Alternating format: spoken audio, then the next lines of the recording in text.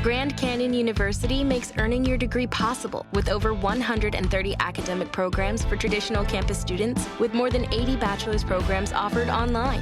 GCU provides you with the personal support you need, from complimentary unofficial transcript evaluations within 24 business hours to scholarships, academic support, and your GCU graduation team, led by your own university counselor. Find your purpose at GCU. Private, Christian, affordable. Visit gcu.edu. Fairly often, I get asked questions about how I got started podcasting with the Breaking Math podcast, and I'll often be asked this question by those who are thinking of starting their own podcast. That is, people who are looking to tell a story or share their unique wisdom with a larger audience, or their passions, or maybe just advertise their business or services.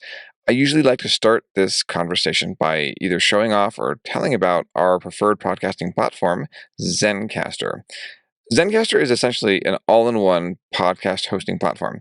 On this platform, you can do everything from recording your episodes to editing your audio and video files to distributing your podcast to all podcasting platforms, including Apple Podcasts, Spotify, iHeartRadio, and wherever else podcasts are played. Now, there's more. When I first began podcasting, I used to get very nervous about how I would sound. I would sometimes stutter or have awkward pauses or other audio blemishes in my recordings. Now, Zencastr has a new suite of AI tools in their post-production process that make you sound really smooth. They automatically take out any of the ums or ahs in your recording. Also, they automatically take out any of the awkward pauses in your discussions. The tools will also help you set the right loudness and balance all the levels while reducing any background noise, all with the click of a button. Doesn't sound too bad, does it? You really should check it out. Really, the world needs to hear what you have to say. In fact, I'm going to give you a code below to help give you a large discount. It's all one word: Breaking Math. Go to zencastr.com/pricing and use my code Breaking Math, and you'll get 30% off of your first month in any Zencastr paid plan.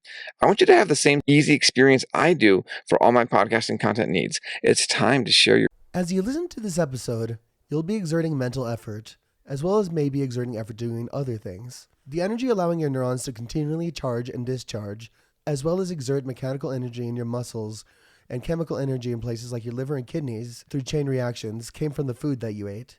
And even if that food you're eating is meat, you could trace this energy back to plants that could trace their energy back to the sun and the formation of the earth. This was established in the previous episode when we talked about conservation of energy, but this time we're going to explore a fundamental property of all systems in which heat can be defined, and this property is related to disorder. All these structures had a certain order to them. The cow that might have made your hamburger had all the same parts that you do: stomach, lips, teeth, and brain. The plants, such as the tomatoes and wheat, were also complex structures, complete with signaling mechanisms. As you chewed that food, you mixed it, and as the food digested, it became more and more disordered. That is to say, it became more and more shuffled, so to speak, and at a certain point, it became so shuffled that you need all the original information to reconstruct it. Reversing the flow of entropy would mean converting vomit back into the original food, or ashes back into a book. You need all the pieces and information. The electrical energy bonding molecules were thus broken apart and made available to you. And if you're cleaning your room while listening to this, you're creating order only at the cost of destroying order elsewhere, since you're using energy from the food you ate. Even in industrial agriculture, where 350 megajoules of human and machine energy, often 140 gigajoules of corn can be derived per acre, which is an energy ratio of more than 400 to 1, the order that seemed to produce from nowhere, and the energy it produces from nowhere, is constructed itself from the energy of a chaotic explosion of a nearby star. So why are the concepts of heat, energy, and disorder so closely linked? Is there a general law of disorder? And why does the second law of thermodynamics mean you can't freeze eggs in a hot pan? All this and more on this episode of Breaking Math. Episode 76, Perpetual Notion.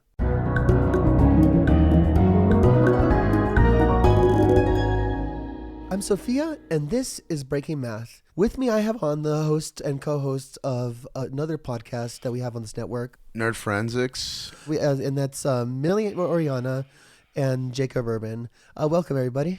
Yeah, Hey. Good to be on. So before we continue with the episode, I want to talk to you a little bit about Magic Mind. Magic Mind are these little shots that you take. They have a bunch of different stuff in them. They have Cordyceps mushrooms have a little bit of caffeine, essential vitamins, and a bunch of other stuff you can see on their website. Paul Erdos, the mathematician, said that a mathematician is a machine for turning coffee into theorems. So when I put a little nitrous in the tank is what I've been thinking. But legitimately, I do use this stuff. It's about the price of an energy drink per. You could get a 30-day or 60-day supply. But if you want to save a little bit of money on that and try it out, you can go to magicmind.co/breakingmath and get up to 56% off your subscription for the next 10 days with my code BreakingMath20. So today we're going to talk about the concept of order and disorder and how it kind of relates to energy. So what do y'all know about entropy right now? Entropy is the depletion of energy, correct? It's related to that. What entropy is, and I'll just define it really quick for the rest of the episode, is, it has a lot of definitions, but essentially it's the amount of unusable energy in a system. So if you have two boxes of air, one is hot and one is cold, and you mix them together, the entropy will increase because it's going to be more disordered than the original two, because the original two, you at least separated the order. And if you do the math, it actually works out, because the math is that you take every probability that a system can be in, you take each probability and multiply it by the natural log of itself, which is just a logarithmic function, and I'll go over that in a second. Yeah. You get the total entropy, and it also turns out to be really closely related to temperature. So we're going to be talking about entropy and thermodynamics in this episode, as opposed to just energy. What do you know about specifically thermodynamics? It's the laws of how energy work. It dictates things like how energy can't be created or destroyed, just redistributed. And it also talks about how, like, you can't create things like perpetual motion and perpetual heat, perpetual cold, things like that. Oh, yeah, absolutely. Yeah. And there's the traditional first, second, and third laws. And there's also a zero and negative first law, because physicists love to do things like that, instead of just making it the fourth and fifth law. But, That's stupid. Welcome to physics. That's stupid. They know it's stupid, and they're doing it on purpose. Oh, they are. I could go. Feynman had a disagreement with the way that this the color charge is named, because there's red, blue, and green charge, but it have nothing to do with the actual colors red, blue, and green, which makes it hard to learn for people. And if you have the internet, look at the history of how black holes were named. All right, so shall we recap last episode? Millie, what do you remember from last episode? We were discussing things like pushing a block of ice down, pushing a block down like a sled that was basically made of ice. Yeah, like the loop-de-loop. We talked about the amount of how high a loop-de-loop would have to be we're talking like a perfect Hot Wheels track, basically. Yeah. And we calculated, surprisingly, we didn't have to use the shape or anything of it, except for the fact that it's circular. And we came up with the fact that it could only go to 4/5 of the original height. Yeah, we also talked about the principle of conservation of energy, which is like, energy cannot be created or destroyed. So like, even if you throw like a block of, clay at the wall, and it sticks to the wall, and it seems like the energy is lost, it's actually converted into sound energy and heat energy. Are you familiar with the concept? Yeah. The transference of energy. And specifically called the conservation of energy. Yeah. Because it's to say that in a closed system, energy is conserved. Yeah, it can't be created or destroyed. It can only continue to exist in a different manner. Oh, yeah. And then we talked about kinetic energy, which, to recap, that's the kinetic energy is half the mass times the velocity squared, which means that if you go 20 miles per hour, you actually have 4 times the amount of energy going 10 miles per hour. And 80 miles per hour, you have 64 times the amount of energy going 10 miles per hour. There's also potential energy, gravitational potential energy. So, for example, if I hold something and drop it, how much energy can I derive from that?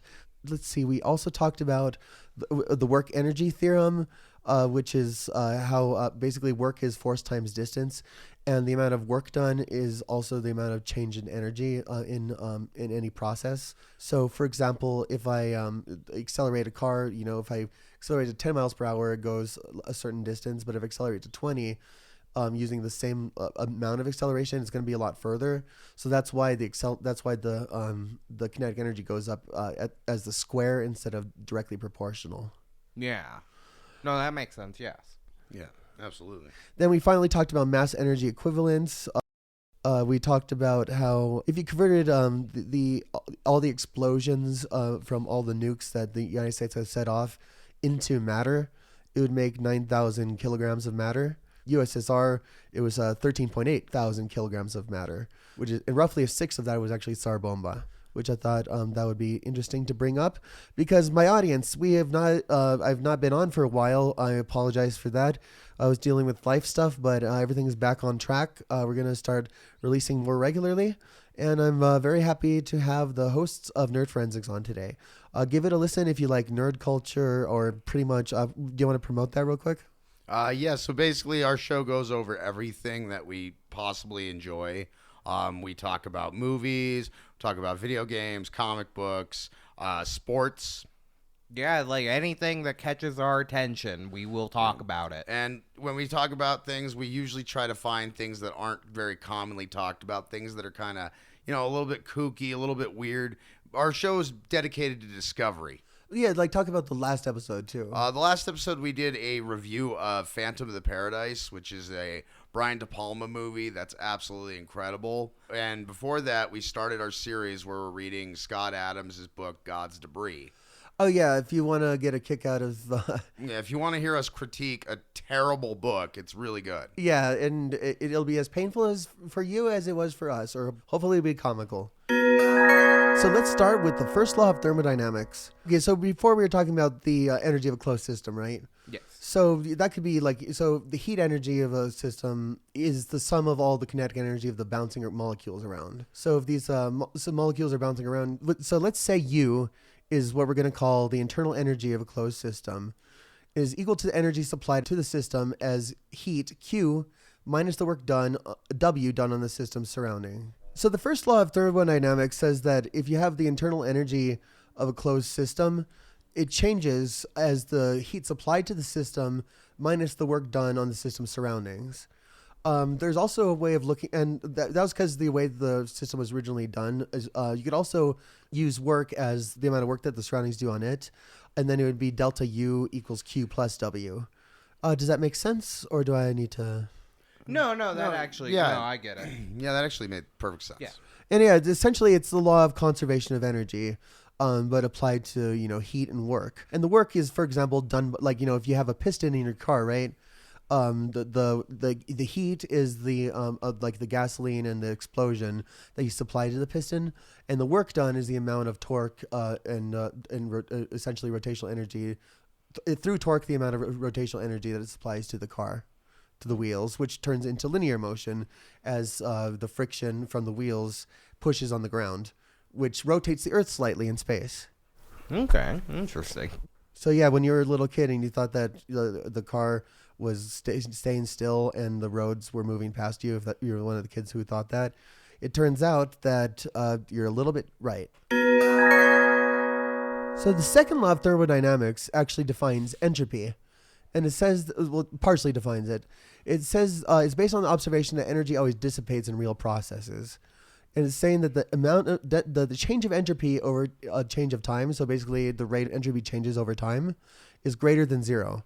So basically entropy is always increasing is what that statement says. But yeah, this is observed with engines, how they slow down, and even with processes like cleaning and paper burning. And the reason why is because you start noticing that as these processes happen, there's disorder, and that's the first clue that entropy is related to disorder, basically. And also, for example, if we have a piston that's moved by like a really hot source, if the source cools down over time because of the reservoir of just the environment that it's in, the entropy will increase as the piston slows down, basically, as it has less and less energy. So you can see entropy directly as the loss of energy to heat and other processes through, gases, through friction with gases, etc. So we're going to do a short aside on information theory. Talked about Claude Shannon on a previous episode, and he worked for AT&T, and he had the fundamental problem: how many voices can we put on one wire? So he was grappling with the problem of how much information you could transfer over a wire, and he came up with information theory. And so, Jacob, what do you remember about logarithms? It's so like it has to do with base numbers, right? Yeah, it has to what do with you're- exponentials. Yeah, or exponential bases, essentially. Yeah, yeah, and basically what what's defined as is like log base 10 of 1,000 is 3. Yeah, Because 10 times 10 times 10, 10 to the third is 1,000. is 1,000, and Which yeah, means log base 10 of 10,000 is what? Now, how many zeros does it have? 10,000 has 5 zeros. Wait, does it have 5? No, it's 4. 4. I'm not great at this. But yeah, if 10,000 has 4 zeros, which means 10 times 10 times 10 times 10, which means log base 10 of 10,000 is 4. And log base 10 of a million is what, Millie? 5. Well, how many zeros does a million have? 6. Sorry. So yeah, 6. Because 5 would be 100,000. Yeah. Yeah, and how about a billion? Yeah, well, you can think about 1,000 each is a group of 3, which means that log base 1,000 of a million is 2, because 1,000 times 1,000 is a million. Yeah, but this is why I can't math. Wrong. You get nothing. Yeah, so do you want to guess what log base 2 of 8 is? Log base 2 of 8 would be 2 to the what is 8? 2 to the what is 8? 3. Yep, two- you got 2 it to first. the third. Oh yeah, third. Yeah. And 64, log base 2 of 64 would be 2, 4, 8, 16, 32, 64. That's 1, 2, 3, 4, 5, 6. Yeah. And so on. And what Claude Shannon uses is the log base 2. And that's actually where we get the term bit from, binary digits. It was used first in this essay. Okay. And a bit is also a choice between on and off. But yeah, Claude Shannon, this is from his A Mathematical Theory of Communication. The logarithmic measure is more convenient for various reasons. 1, it is practically more useful. Parameters of engineering importance such as time, bandwidth, number of relays, etc. tend to vary linearly with the logarithm of the number of possibilities.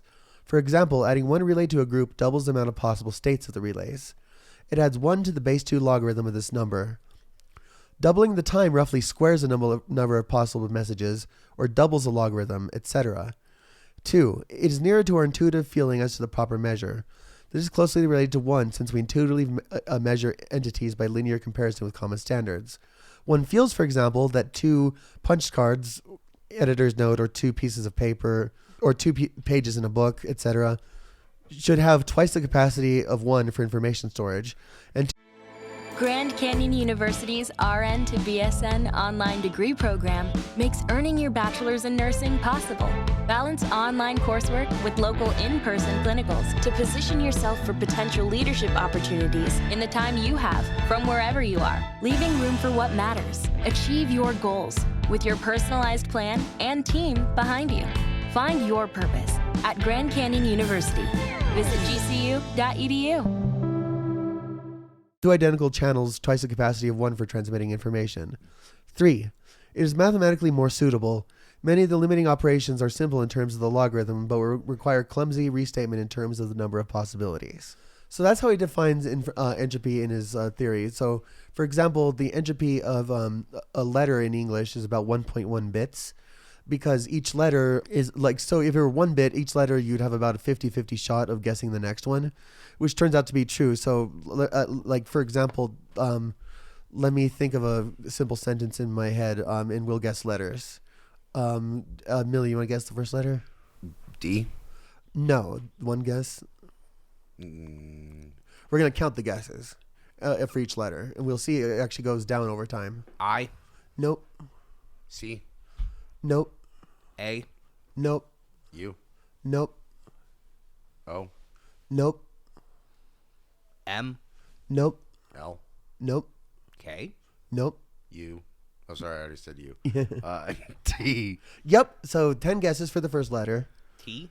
So now the next letter is probably not Q, right? So there's no reason to guess Yes. Q. So what's the guess for the next letter? E. Nope. H. Yep. So that was 2 guesses. Okay, but here's the thing, is that linguistics is kind of a thing I like. So there are patterns to how the English language is built. Exactly, and Yeah. the bit content of each letter is encoded in the patterns of the language. Yeah. Yeah, so just knowing that the first letter is a T, I automatically know that the next letter, very strong likelihood of the English language to be an H. Oh, yeah. And by the way, for this measures of the exercise, space is also a letter. So next character, want to guess? E. Yep. So that took one guess. Next one. Space. Yep, that took one guess. E. Nope. L. Nope. M. Nope. C. Yes. So that was 4 guesses. O. Nope. U. Nope. E. Nope. A. Yep. So that was 4 guesses. T. Yep. Space. Nope. A. Nope.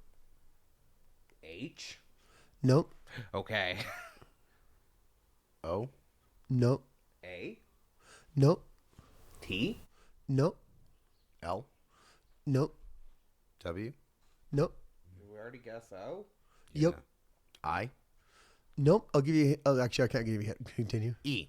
Nope. S. Next. Space. A. R. E. Space. B.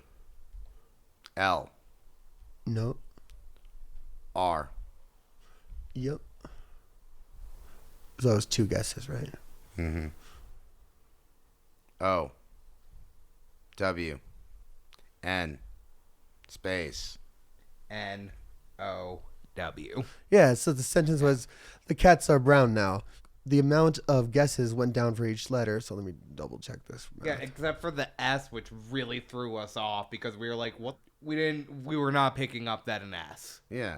Oh, yeah. I didn't think an S because when there wasn't a space after cat, I thought you were trying to give me a hard one. Yeah, I thought you were saying like I thought that like catapult, cattle, catheter. Like I was like, I hope it's not a catheter. That's why I guessed H hesitantly. But yeah, you're right. That is very fascinating the way it went down. Well, and also we do know that quote. Yeah. Oh yeah, but that's even actually so, that's one of the patterns in like that's what you do see this very familiar patterns all over the place. Yeah. And that was just like like an example of how that information can be constricted. But you notice that the first 2 letters were harder than the rest, and it got easier over time. And as it became clear that it was a quotation, it became even easier because the amount of possibilities went down even further. Yeah. All right, so that's so that took us an average of 2.13 guesses per letter. Which if you take the log base 2 of that, it was 1.09, which actually means that we're very close to the actually average for guesses in English, 1.1 bits per letter. Oh, wow. Okay. Not like the English is such an odd language that there are points we had 10 guesses. Oh, yeah. And also, you notice that the beginnings of words were also hard because you don't know exactly what the next word is going to be. But, if I say, can I ask you the next word is probably question. Maybe it's query, but, it probably starts with a Q. So, and just a funny quotation. So, John von Neumann, who invented game theory, or at least made it... Thanks, buddy. So John von Neumann, one of the inventors of game theory, told to Claude Shannon on why he should borrow the term in information theory. As he told to Myron Trivas, as I learned from xkcd.com/2318, he said, entropy, you should call it entropy. No one knows what entropy really is. So in a debate, you'll always have the advantage. And what's interesting is it actually turned out to be very closely related to the concept of entropy. Like it was kind of related, then it became very related. So, for example, if you have a system like a coin that's half heads, half tails, if you take the first number, which is 1/2, times log base 2 of 1/2, minus 1/2 times log base 2 of 1/2, you get the answer that is 1 bit per flip. Versus if you had a coin that's weighted to 1/4 heads, 3/4 tails, or vice versa, if you multiply that out, so negative 1/4 log of 1/4 minus 3/2 log 2 of 3/2, you get that it's actually only generates 0.8 bits. Interesting. So the third law of thermodynamics says that as the temperature of a system approaches absolute zero, the entropy is constant. And remember that the entropy always increases, right? So the state can never actually be reached. Does that make sense? Yes. Yes. And if we want, and the energy at absolute zero, Boltzmann's constant times the natural logarithm of the number of ground states, which is a quantum mechanical concept that denotes a state that a system can occupy at a minimum energy. So now we're going to talk about the negative first and zeroth laws of thermodynamics. So the negative first law is that information is conserved. What that basically means is that from every state, there's only one possible state that could go to. Because if there's two possible states that it could go to, there would be either an increase, there'd be like, depending on your perspective, an increase or decrease in information. Yeah. Interesting. That is fascinating. Yeah, so then, and what the consequence also is that if you know everything perfectly about a system, you could always derive the past. If we're taking into consideration, though, a system like the Earth, you have to consider anything that might interact with the Earth. So basically, which expands backwards in time at the speed of light outward from a person's position. And the zeroth law of thermodynamics says that if two thermodynamic systems are in thermal equilibrium with one another and are also separately in thermal equilibrium with a third system, then all three systems are in thermal equilibrium with one another. What that means, thermal equilibrium, is that you can connect them without energy flowing either way. So what this says is like you have three hot gases and you connect them if you connect the first two hot gases, and no heat will flow, right? Because they'll just stay the same temperature. Yeah. Yes. And we'll talk more about heat flow and temperature change in a second. But then if you have another, and you have the second and third one, and then no heat flows between them, that means between the first one and the third one, no heat will flow between them if you connected them in the same way. Yeah. Interesting. And it's also just a way of, what this also does is standardize the concept of temperature, as we'll see. And one kind of interesting thing is that entropy is about a human perspective, essentially, in many ways. Because if you had perfect knowledge of the system, that actually means that the system has zero entropy with respect to your perspective. So it's very fascinating how entropy is about perspective. Okay, so let's say if we don't have any probabilities, our probability is essentially zero. And if we take p log p, you're essentially taking 0 times negative infinity. So to calculate that, you have to have them battle it out. So you use L'Hopital's rule. And L'Hopital's rule turns log p into limit p approaches 0 of p, which is equal to 0. But yeah, that's just an aside. So let's say you have two systems connected, right? And so they're gases at a different temperature. We know that if the energy flows from one to the other, that means that the energy that one gas loses, the other gas will gain, right? Yes. So the change in gas A, so that's DEA here, is equal to negative DEB. Change in energy of A, change in energy of B. We also know that the average entropy has to increase of any closed system, and these two systems together become a new closed system, right? Yeah. Which means that the entropy of A plus entropy of B, the change of entropy has to be greater than 0. And what that means is, since we could define the change of energy as the temperature times the change in entropy, that means that the change of entropy for A is equal to the change of energy of A over the temperature that A is at. And we do the same for B. And when we substitute this together, we get DEA over TA plus DEB over TB is greater than 0. And you work out the math, and eventually you get DEA times TB minus TA is greater than 0.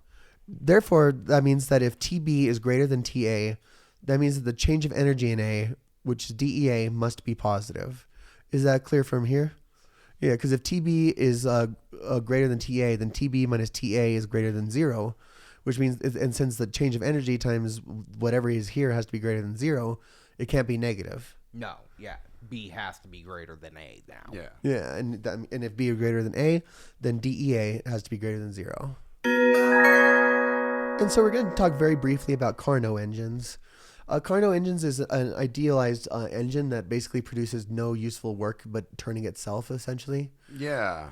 I've heard of those. Yeah, did we talk about them in the last episode? I don't think the last episode, but I know me and you have discussed them in an episode. Yeah, that's right. Yeah, because the efficiency of a Carnot engine is the temperature of the hot reservoir minus the temperature of the cold reservoir divided by the temperature of the hot reservoir.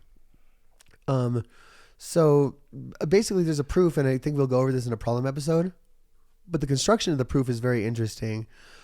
You assume that you have an engine more efficient than a Carnot engine, and you connect that engine to a Carnot engine and run it in reverse, and you get energy out of nothing. And since we can't get energy out of nothing because of the first and second laws, that means that nothing can be more efficient than a Carnot engine, but also useless. Yeah. That's thing's amazing. Completely useless. Yeah. It can't do anything but power itself. Oh, yeah. So now we're going to talk quickly about Maxwell's demon. So let's say we have two reservoirs that are equal temperature, right? They're gases. And we have a little demon that when he sees a very fast molecule going through, he lets it go from right to left. And if he sees a really cold molecule coming through, he lets it go from left to right, making one of the reservoirs colder and one of the reservoirs hotter. You can use those reservoirs to drive an engine. So it seemingly seems that you could reorder the gas and drive energy from nothing, right? Mm-hmm. Yeah. Do you know what the solution to this is? Why this is not the case?